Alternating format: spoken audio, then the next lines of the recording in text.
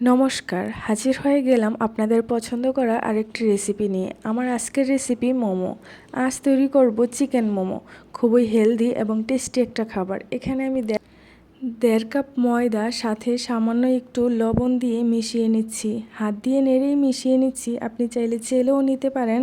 আমি এখানে ময়দাই ব্যবহার করছি। এবার নর্মাল টেম্পারেচার থাকা পানি দিয়ে ডোটা বানিয়ে নেব। পানিটা একবারে না দিয়ে অল্প অল্প করে দিতে হবে। আমার এই ডোটা খুব বেশি শক্তও হবে না, তাহলে বেলতে অসুবিধা হবে, আর খুব বেশি নরমও হবে না, তাহলে আবার মোমো ভালো করে ডিজাইন করা যাবে না, হাতের সাথে লেগে লেগে যাবে। আমার ডোটা হয়ে গেছে। এবার আমি একটা নরম কাপড় দিয়ে ডোটা 10 মিনিটের জন্য ঢেকে রেখে দেব। এবারে আমি চলে যাব মোমোর পুরটা তৈরি করতে। যেহেতু চিকেন মোমো, তাই আমি এখানে চিকেন কিমা নিয়েছি।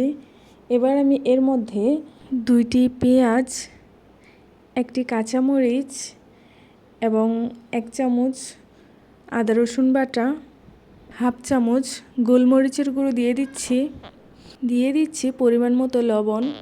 এবারে এর মধ্যে আমি 1.5 টেবিল চামচ দিয়ে দিচ্ছি তেল। তেলটা একদম গরম করে তারপরে দিচ্ছি, এতে করে ফ্লেভারটা খুব ভালো পাওয়া যায়। এবারে এভাবে নেড়ে মোমোর পুরটা মেখে নেব। আমার মোমোর জন্য এর ভেতরের পুর তৈরি।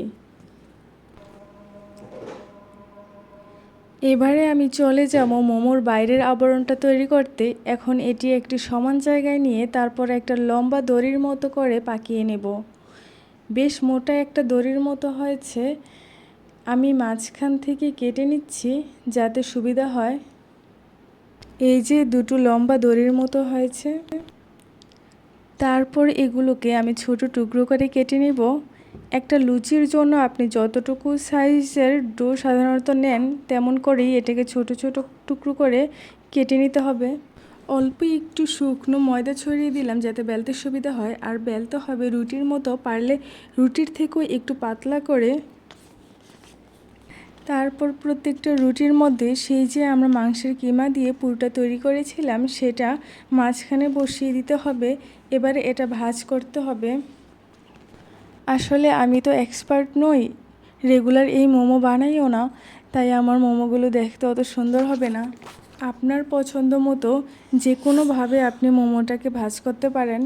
এভাবে আমি সবগুলো মোমো বানিয়ে নেব। আপনি যদি এভাবে সবগুলো একসঙ্গে না বানাতে চান, তাহলে আগে থেকে যে কটা ভাপাবেন সেগুলো বানিয়ে বাকিগুলো ঢেকে রাখতে পারেন। এবারে মোমোগুলো ভাপানোর জন্য আমি রাইস কুকার নিয়েছি। আপনি চাইলে আলাদা কোনো স্টিমার থাকলে সেটা হাঁড়ির উপর বসিয়ে করতে পারেন। আমি স্টিমারটিতে তেল মাখিয়ে নিচ্ছি যাতে মোমোগুলো তাড়াতাড়ি উঠানো যায়। এখন আমি ফুটন্ত পানির উপর স্টিমারটি বসিয়ে দিচ্ছি। তারপর একটু ফাঁকা রেখে রেখে যতগুলো ধরে চারপাশ দিয়ে এভাবে বসিয়ে দিচ্ছি। এখন এই মোমোগুলো ভালো করে সিদ্ধ হওয়ার জন্য আমি ঢাকনা দিয়ে ঢেকে 30 মিনিটের জন্য রেখে দিব। যেহেতু এটি একটি চিকেন মোমো, তাই একটু সময় নিয়ে এটি ভাপিয়ে নিতে হবে। এগুলো হাতের সাথে না লেগে গেলে বুঝতে হবে যে মোমোগুলো ভালো করে সেদ্ধ হয়ে গিয়েছে। আমার মোমোগুলো হয়ে গিয়েছে। এবার আমি সবগুলো নামিয়ে নেব। আপনাদের যদি আমার এই ভিডিওটি ভালো লেগে থাকে তাহলে লাইক, কমেন্ট অ্যান্ড সাবস্ক্রাইব করে দিবেন। আর যদি কোনো প্রশ্ন থাকে তাহলে কমেন্টে জানিয়ে দিবেন। ধন্যবাদ।